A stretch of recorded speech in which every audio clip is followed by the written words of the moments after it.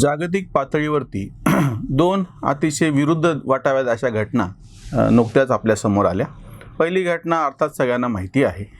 तालिबान्यांनी ज्या रानटी पद्धतीने हातात शस्त्र घेऊन त्या ठिकाणचं लोकशाही नियुक्त सरकार पूर्णपणे बरखास्त केलं आणि देश आपल्या ताब्यात घेतला.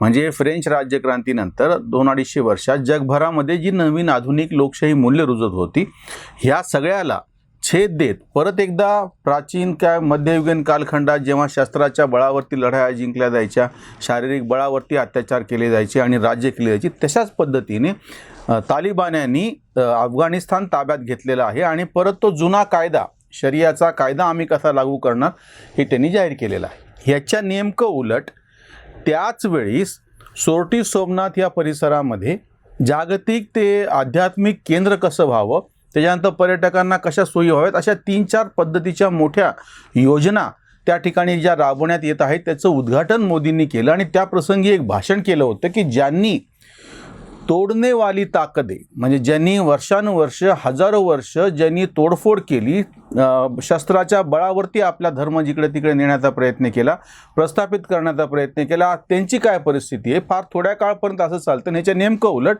आम्ही जगाला शांतीचा संदेश देत होतो, शांतीचा संदेश देत आहोत आणि जे मंदिर ह्याच अफगाणिस्तानमधून आलेल्या क्रूर रानटी टोळ्यात्मक असलेल्या ह्या राज्यकर्त्यांनी पाडलं, वारंवार आमचा अपमान केला, आमचं जी श्रद्धा आहे तिच्यावरती घात केले, तरीही 7 वेळा हे मंदिर परत उभारलं गेलं आणि स्वातंत्र्याच्या नंतर सगळ्यात शेवटी आता जेव्हा ह्या मंदिराचा जीर्णोद्धार केला गेला तेव्हाचे राष्ट्रपती राजेंद्र प्रसाद यांनी सांगितले की मी वैयक्तिक पातळीवर तिथं हजर राहील, देशाचा राष्ट्रपती म्हणून नव्हे.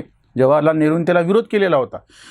त्या मंदिराचा जीर्णोद्धार झाला आणि त्या संपूर्ण परिसरात आता जगातले पर्यटक त्या ठिकाणी यावेत, ज्यांना अध्यात्माचा अभ्यास करायचा आहे, आमची संस्कृती समजून घ्यायची, आमची वेद पुराणं ह्याच्यामध्ये जे काही लिहून ठेवलेलं आहे, जो अभ्यास मांडलेला आहे आमच्या ऋषीमुनींनी, हा काही फक्त धार्मिक नव्हता, हे वैज्ञानिक कसे होतं, याच्यामधला काळावरती टिकणारा भाग कसा आहे, याच्यासाठीचे 4 मोठ्या योजना त्या ठिकाणी होतात आणि त्याचं उद्घाटन मोदींनी केले एकाच वेळीस. म्हणजे 1000 वर्षापूर्वी ज्यांनी आक्रमणं केली, आमची मंदिरं उद्ध्वस्त केली, ती आम्ही परत आमच्या श्रद्धेच्या बळावरती बांधली, चिवटपणे आम्ही आमची श्रद्धा जतन केली, आमच्या ज्या परंपरा, ज्या सगळ्या समजुती आहेत, आमची जी संस्कृती ती ठेवली.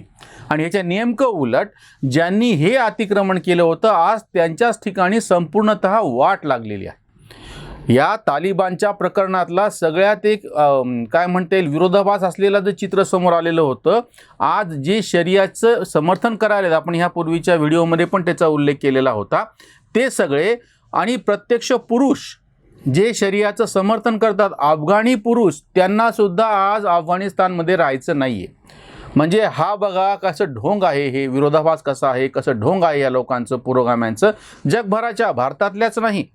की जेव्हा तुम्ही एकीकडे शरियाचं समर्थन करता, ह्या मुस्लिम अतिक्रमण करणाऱ्यांवरती काय आतंकवादी, माथे फिरू यांच्या विरुद्ध चकार शब्द काढायला तयार नाही. यापूर्वीसुद्धा दानी सिद्दीकी या पत्रकाराची, भारतीय पत्रकाराची, छायाचित्रकाराची हत्या केली गेली, तेव्हाही सुद्धा यांनी लानत है उस गोली पर असं म्हणले, पण प्रत्यक्षात तालिबान्यांना टीका करण्याचं टाळलं. आताही जेव्हा तालिबानांनी स्वतःवरतीच अतिक्रमण केलेलं, म्हणजे आपल्याच देशावरती, आपल्याच मुस्लिम बांधवांवरती केलेलं आहे, दुसऱ्या कोणावरती केलेलं नाही आहे. इतरांवरती आक्रमण करून वाढवणार. भस्मासुराची अशी कथा सांगतात की शेवटी त्या भस्मासुरांनी हात आपल्याच डोक्यावरती ठेवला आणि तो भस्म झाला. कोणाच्याही डोक्यावरती हात ठेवला तर भस्म होणार, असं त्याला जो वर मिळाला होता त्या वराचं शापात रूपांतर असं झालं की त्यानं आपल्या डोक्यावर हात ठेवला आणि तो भस्म झाला. हीच परिस्थिती आज मुस्लिम कट्टरपंथीयांची झालेली आहे. जगामध्ये प्रत्येक ठिकाणी ख्रिश्चनांच्या विरुद्ध, ज्यूच्या विरुद्ध, बुद्धांच्या विरुद्ध, हिंदूंच्या विरुद्ध प्रत्येक ठिकाणी यांनी संघर्ष केला, रक्तरंजित संघर्ष केला, तलवारीच्या धाकानेच आपला धर्म पुढे न्यायचा प्रयत्न केला आणि ते सगळे प्रयत्न आता फसत चाललेले आहेत. आणि नेमकं त्याच वेळीस आपण शतकानुशतकं, हजारो वर्ष आमची श्रद्धा आणि आमच्या परंपरा कशा आहेत. बनारसचं, काशीचं तर सगळ्यात मोठं उदाहरण असं आहे. जगातलं आश्चर्य ते यासाठी आहे की प्रत्यक्ष ज्याचा उल्लेख सापडतो आणि आजही ज्या ठिकाणी मानव वस्ती आहे, प्रत्यक्ष तिथे सगळं जीवन चैतन्याने रसरसलेलं आहे, असं हे एकमेव शहर आहे जगातलं.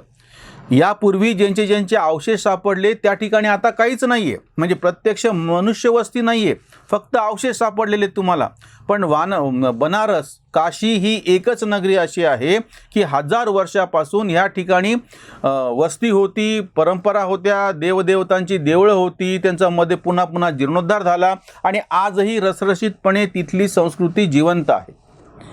मी तुम्हाला आता जाणीवपूर्वक 2 फोटो असे दाखवतो की तुम्ही जरूर पहा. जे टीका करत होते आणि हिंदू काय भगवा आतंकवाद, आणि 2-3 उदाहरण सांगायचे की एक गोडसेचं उदाहरण सांगायचं, दुसरं बाबरी मस्जिद कशी पाडली उदाहरण सांगायचं, दिल्ली गोधराच्या आणि तिथल्या ते दंगे गुजरात दंग्यांचं उदाहरण सांगायचं, साध्वी प्रज्ञा सिंगचं उदाहरण सांगायचं की ज्याच्या विरोधामध्ये कुठलाच गुन्हा सिद्ध झालेला 9 वर्षापासून त्यांना तुरुंगात डांबलं होतं. 4-5 उदाहरणाच्या जीवावरती हे असा दावा करतात की कशा पद्धतीनं भगवा दहशतवाद आहे, कशा पद्धतीनं कट्टरतावाद वाढलेला आहे. याच्या नेमकं उलट जागोजागी सामूहिक पातळीवरती जे दंगे, हत्याकांड, रक्तरंजित आजही सगळं चालू आहे. तालिबानचं उदाहरण त्याच्यासमोर जिवंत आहे. तिकडं मात्र हे पाहायला तयार नाही. मी तुम्हाला जो फोटो दाखवतो आहे ही मस्जिद आहे आणि ही काही मंदिर तोडून बांधलेली मस्जिद नाही. आमच्या प्रदेशामध्ये परंड्याच्या किल्ल्यातली एक मस्जिद आहे आणि दुसरी मस्जिद दमडी मस्जिद म्हणून अहमदनगरची आहे. या दोन्हीही मस्जिदी ज्यांनी हिंदू पद्धतीनं हिंदू स्थापत्यशास्त्राप्रमाणे देवळं बांधलेली होती त्याच कारागिरांनी बांधलेल्या आहेत. तशाच पद्धतीची नक्षी आहे. फक्त हिंदूंकडे देवदेवता, पशु पक्षी, प्राणी यांचे चिन्ह आढळतात, यांचे त्याच्यामध्ये चित्र कोरलेलं असतं. नेमकं इस्लाममध्ये कुठलाही असा चेहरा मानवी किंवा प्राणी सजीव आकृती मंजूर नसल्यामुळे फक्त वेलबुट्टी काढलेली आहे. बाकी सगळी रचना हिंदू पद्धतीनं केलेली आहे. म्हणजे जे आमच्यावरती टीका करत होते की ह्यांनी पण भगवा दहशत चालवलेलं, आमचं आजही तुटलं फुटलेलं नाही, पूर्णपणे जिवंत समोर स्पष्ट असलेले ही 2 उदाहरणं आहेत. याच प्रदेशातले म्हणून अजून कितीतरी सापडतील भारतभरामध्ये की ज्यांनी ज्या ठिकाणी हिंदू लोकांनी, हिंदू कलाकारांनी, त्या शिल्पकारांनी अतिशय कोरीव पद्धतीनं आपल्यातून देखण्याची काळ्या दगडातली, म्हणजे जसं या ठिकाणच्या काळ्या दगडामधली मंदिरं आहेत 1001 वर्षापूर्वीची, त्यापूर्वीची मंदिरं फारशी आढळत नाही म्हणून मी 1000 वर्षाचा उल्लेख करतो. त्याच ठिकाणी तशाच पद्धतीनं दगडामध्ये बांधलेल्या मस्जिदसुद्धा पुरावे म्हणून आमच्यासमोर आहे. याच्या उलटं माझं आव्हान आहे या सगळ्या पुरोगाम्यांना, यांनी जगभरामध्ये मुसलमानांनी मंदिर बांधलं असं उदाहरण दाखवून द्यावं. त्यांच्या पद्धतीनं का होईना. आम्ही असं म्हणतो की आम्ही आमच्या पद्धतीने त्या काळामध्ये प्राचीन सुंदर मस्जिद बांधून दाखवलेली आहे. याच्या नेमकं उलट तुम्ही त्या काळामध्ये तुमच्याच पद्धतीनं मंदिर का नाही उभारलं सांगा. आणि ही टीका करता जाता म्हणजे ते जे आपण मागं म्हणालो होतो मागच्या व्हिडिओमध्ये की जो नीट नेमानं वागतो, व्यवस्थित वागतो, सतीच्या घरी बत्ती आणि सिंदळीच्या दारी हत्ती, म्हणजे ज्या पद्धतीनं क्रूरतेने इस्लामनी. आणि दुसरं एक अजून जिवंत उदाहरण आहे सुफीवाद, सुफिझम इस्लाममध्ये ज्या पद्धतीनं आला आणि तो वाढला, तो फक्त भारतामध्ये सगळ्यात जास्त वाढला. सगळ्यात जास्त दर्गे, सगळ्यात जास्त मस्जिदी, कबरी आणि सगळ्यात जास्त मजारी, ह्या फक्त मकबरे हे आपल्याकडे भारतीय उपखंडामध्ये. ते सगळी जी बांधकामं आहेत, त्याच्यानंतर भाषा आहे, त्याच्यानंतर हिमरूसारख्या ह्याच्यावर तुम्ही विणलेले वस्त्र, म्हणजे त्या काय पैठणीपासून प्रेरणा घेऊन केलेलं किंवा बिद्रीसारखं कलाकुसर असो, ही सगळी आम्ही जतन केली. संगीत असो, साहित्य असो, वास्तुशास्त्र असो, ह्या सगळ्या कला इस्लाममधून ज्या त्याच्यातल्या काही जो प्रेरणा आल्या होत्या त्या आम्ही जतन केल्या आणि उलटं इस्लामिक देश जे आहेत त्यांनी नाही केल्या. म्हणजे जे हा आरोप करतात ना त्यांच्यासाठी तर हे पुरावे आहेत. भारतामधले किमान 1000 अतिशय सुंदर असे मकबरे, अतिशय सुंदर असे दर्गे, बांधकामाच्या दृष्टीनं म्हणतो मी, म्हणजे स्थापत्यशास्त्र नाही नुसतं स्थापत्य कला, ह्या सगळ्याचे जिवंत जिते जागते पुरावे तुम्हाला भारतामध्ये, म्हणजे भारतीय उपखंडात, त्याच्यामध्ये पाकिस्तान आला, त्याच्यामध्ये बांगलादेशसुद्धा आला. ह्याच्या नेमकं उलट तुम्हाला 500 वर्षापूर्वीचं एकही मंदिर इस्लामिक देशामध्ये आढळणार नाही त्या लोकांनी बांधलेलं. आम्ही आमच्याकडे हे सगळं स्वीकारलं, त्याला आत्मसात केलं, त्यांच्याकडचे जे काही गुण असतील त्याच्यावरती ते घेतले आणि आम्ही आमच्या मातीमध्ये फुलवले. म्हणजे हे एक मोठं नीट ज्याचे मुळं पसरलेले आहेत जमिनीमध्ये, असं झाड आहे भक्कम असं, त्याच्यावरती इतर ठिकाणं आलेल्या गोष्टीची आम्ही कलम करून ती फांदी फुलवली. म्हणजे बऱ्याचदा कलम करण्याचं तत्व असं असतं की त्या मातीमध्ये रुजणारं जे झाड आहे, गावठी आंब्याचं विशेषतः, त्याच्यावरती बाहेरच्या आंब्याची कलम करतात, मग ती वाढती, कारण की त्याची मुळं रुजलेली असतात म्हणून. या पद्धतीने शेकडो नव्हे हजारो वर्षांपासून इथली जी जीवन पद्धतीची मुळं पसरलेली होती त्याच्यावरती बाहेरून जे लोक आले त्यांना आम्ही काय प्रत्येक वेळी आक्रमक म्हणलो असं नाही.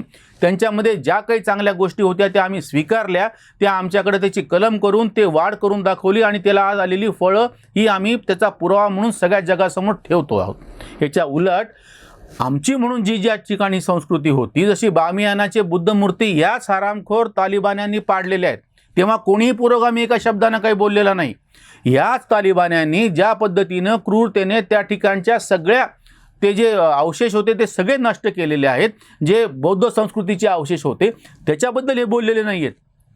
ह्याच कट्टर इस्लामिक लोकांनी ज्या पद्धतीने ख्रिश्चनांची म्हणजे अमेरिकेमध्ये हल्ला केला आणि जे काय झालं ते तुमच्या समोर आहे लादेनच्या प्रकरणामध्ये, आपल्या असं लक्षात येतं की हे जे सगळे तालिबानी भंजन चालू आहे त्याच वेळीस नेमकं सोमनाथच्या परिसरामध्ये आम्ही आमच्या संस्कृतीचं भजन गात आहोत आणि ते ऐकण्यासाठी जगभरातून लोक यायला तयार आहेत. म्हणून आमचा पंतप्रधान तिथे बसून त्या योजनांचं उद्घाटन करतो आणि जगाला संदेश देतो की हे जे तोडणेवाली ताकद आहे आणि आम्ही जोडणेवाले आहोत. हे अतिशय स्पष्ट आणि ठसठशीत उदाहरण जगाच्या समोर आलेलं आहे. पुरोगाम्यांनी काय करावं आणि काय बोलावं त्यांचा प्रश्न आहे, पण त्यांचं ढोंग या निमित्तानं स्पष्टपणे उघड झालेलं आहे. ही जी प्रवृत्ती आहे त्याच्यावरची ही उसंतवाणी. सोमनाथ ज्यांनी तोडले फोडले त्यांचे बिघडले सारे काही. पुन्हा पुन्हा आम्ही मंदिरं बांधले जिवंत ठेवले श्रद्धाबळे. आजही मंदिरं उभे ते देखणे तिकडे धिंगाणे अफगाणी. तलवारे धाके वाढविला धर्म उलटले कर्म तेची आता. चायनात हार बौद्धांच्या हातांनी जीव कापे दातांनी इस्रायली. ख्रिश्चन छेडिता लादेन गाडला धडा शिकवला कायमचा. कांत नको सल्ला हिंदू सबुरीचा धडा बाबरीचा ध्यानी ठेवा धडा बाबरीचा ध्यानी ठेवा. तुमच्या असं लक्षात येईल की जेव्हा जेव्हा यांनी अशा पद्धतीचे प्रयत्न केले त्यांच्याकडे आता काय परिस्थिती आहे. इस्लामिक देशामध्ये लोकशाही कुठे आहे, पाकिस्तानची काय परिस्थिती आहे, सगळ्या ठिकाणी तुम्ही बघा. म्हणजे हे जे आक्रमक होते ते आजच्या म्हणजे ह्या चालू काळामध्ये लोकशाही मूल्य रुजवू शकले नाहीत आणि ह्याच्या नेमकं उलट त्यांनी ज्यांच्यावर आक्रमण केले होते, मग ते ख्रिश्चन असोत, ते ज्यू असोत, ते बौद्ध असोत आणि आता हिंदू असोत, या सगळ्यांनी त्यांच्या त्यांच्या ठिकाणी लोकशाही जिवंत ठेवण्याचे कसोशीनं प्रयत्न केलेत आणि त्यांना यश आलेलं आहे. त्याच्यामुळे हा जो आरोप होतो की इस्लामिक दहशतवाद, इस्लामिक आतंकवाद ही एका प्रदेशापुरती 5-25 लोकांपुरती गोष्ट नाही आहे. कुराणमध्ये ज्या आयत लिहिल्या गेलेल्या आहेत आणि अशा 36 आयतांच्या विरोधामध्ये वसीम रिझवी हे वकील सर्वोच्च न्यायालयात गेलेले होते की ह्या कुराणमधल्या आयता ह्या दहशतवादाला प्रोत्साहन देतात, त्या वगळा, ह्या मूळ नाही आहेत. आणि ह्याच्यामुळे जगभरामध्ये हे जे सगळे तालिबानी आणि बाकीच्या प्रवृत्ती वहाबी प्रवृत्ती वाढतात त्या कुराणमधल्या ह्या आयतांमुळे आहेत. लक्षात घ्या, हे एका ठिकाणचा विषय नाही आहे. जोपर्यंत ही जी कॅन्सरची गाठ आहे कुराणमध्येच दहशतवादी प्रवृत्तीला प्रोत्साहन देण्याच्या ज्या आयता आहेत आणि जे मुद्दे आहेत ते जोपर्यंत निघत नाहीत तोपर्यंत हा प्रश्न सुटणार नाही. ज्यांना ज्यांना हे टाळायचं आहे, ज्यांना बौद्धिक आळस आहे की बाकीचं सगळं बाजूला ठेवायचं आणि मग म्हणायचं की बघा बघा इस्लाम कसा चांगला आहे, ते हे विसरतायत की कुराणमध्ये प्रत्यक्षात ज्या 36 आयत आहेत दहशतवादी कृत्यांना प्रोत्साहन देणाऱ्या ती कॅन्सरची गाठ आहे आणि ती काढल्याशिवाय हा रोग दुरुस्त होणार नाही, तो बळावतच जाणार आहे.